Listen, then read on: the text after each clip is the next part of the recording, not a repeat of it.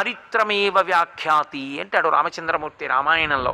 ఒక వ్యక్తి నడవడిని గమనించు, దేని చేత శాంతి పొందుతున్నాడో చూడు, దానిని బట్టి ఈశ్వరానుగ్రహం ఉన్నదా పైశాచిక ప్రవృత్తి ఉన్నదా లెక్క పెట్టుకో. గురువేం చెయ్యాలి? మంచి పనుల చేత శాంతి పొందుతున్నవాడైతే అహంకారం పొందకుండా ఇంకా మంచి పనులు చేసేట్టు చెయ్యాలి. అది గురువు యొక్క కర్తవ్యం. ఎందుకని శిష్యుడు అక్కడ పాడవకుండా చూస్తుండాలి గురువుగారు. ఇప్పుడు దక్షిణామూర్తి స్వరూపంలో ఏముంది? శాంతం ఒక్కటే ఉంది. ఎందుకని అన్నీ అణిగిపోయి ఆయన ఏమీ చేయడు, పరమ ప్రశాంతంగా ఉంటాడు. సమర్థత లేక కాదు, అన్ని సమర్థతలు ఉన్నాయి, కానీ ప్రశాంతంగా కూర్చున్నాడు. ఇన్ని సమర్థతలు ఉన్నవాడు పరమశాంతంగా ఎప్పుడు ఉంటాడు? దక్షిణామూర్తిగా ఉంటే. అంటే ఏ కోరిక తీరాలనుకున్నవాడైనా ఎక్కడికి వెళ్ళాలి? ఆయన దగ్గరికి వెళ్ళాలి. అందుకే అక్కడ కొబ్బరికాయలు బతలు కొట్టడాలు అవి అక్కర్లేదు. వెళ్ళి కూర్చుని మౌనంగా ధ్యానం చేస్తే చాలు. అందుకే దక్షిణామూర్తికి దేవాలయం కన్నా ధ్యాన మంటపం కడతారు. అవతారముల యందు భావోద్వేగత ఉంటుంది కాబట్టి కదులుతాయి. దక్షిణామూర్తి అవతారం కాదు. చాలామంది తెలియక దక్షిణామూర్తి అవతారం అంటారు. దక్షిణామూర్తి అవతారము కాదు, దక్షిణామూర్తి మూలస్థానం, అందులోంచి అవతారాలు వచ్చాయి.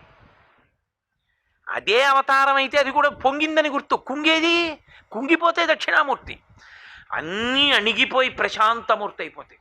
కాబట్టి ఇప్పుడు దక్షిణామూర్తి పరమశాంతంగా కూర్చుంటాడు. కోపిష్టి వాడితో మాట్లాడారో మీకు కోపం వస్తుంది. మీరు చాలా కోపంలో ఉన్నవాడి దగ్గరికి వెళ్ళాడు అనుకోండి, అయిన దానికి కాని దానికి గట్టిగా మాట్లాడతాడు.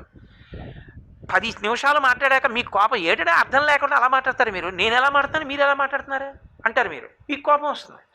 కోపిష్టి వాడి దగ్గరికి వెడితే మీకు కోపం వస్తుంది.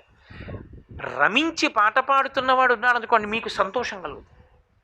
ఎక్కువ హాస్యమాడివాడి దగ్గర కూర్చున్నారు అనుకోండి, మీకు నవ్వు వస్తుంది. శాంతంగా ఉన్నవాడి దగ్గర కూర్చున్నారనుకోండి, మీరు శాంతంగా ఉంటారు. కాదు, అసలు మనుష్య జన్మకి సార్థక్యతే శాంతి అయినప్పుడు అది ఉంటే తప్ప అసలు ఏవీ పండవు.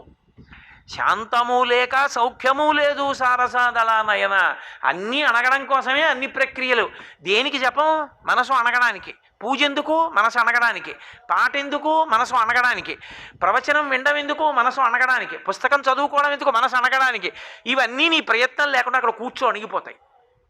అందుకే దక్షిణామూర్తికి ధ్యాన మంటపమే కడతారు తప్ప దేవాలయం కట్టారనుకోండి మళ్ళీ అల్లరి మొదలు. ఎందుకని? అక్కడ కూడా కొబ్బరికాయ పట్టుకొస్తే ఢామ్మన కొబ్బరికాయ కొట్టాలి. అక్కడి నుంచి దాన్ని నైవేద్యం పెట్టాలి.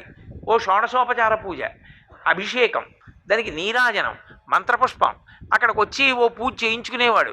ఇంకా నువ్వు ప్రశాంతంగా దీన్ని చూస్తావా? నీ మనసు అట్టెడుతుంటుందా? అందుకే దక్షిణామూర్తి దగ్గరికి వెడితే ధ్యాన మంటపం కడతారు.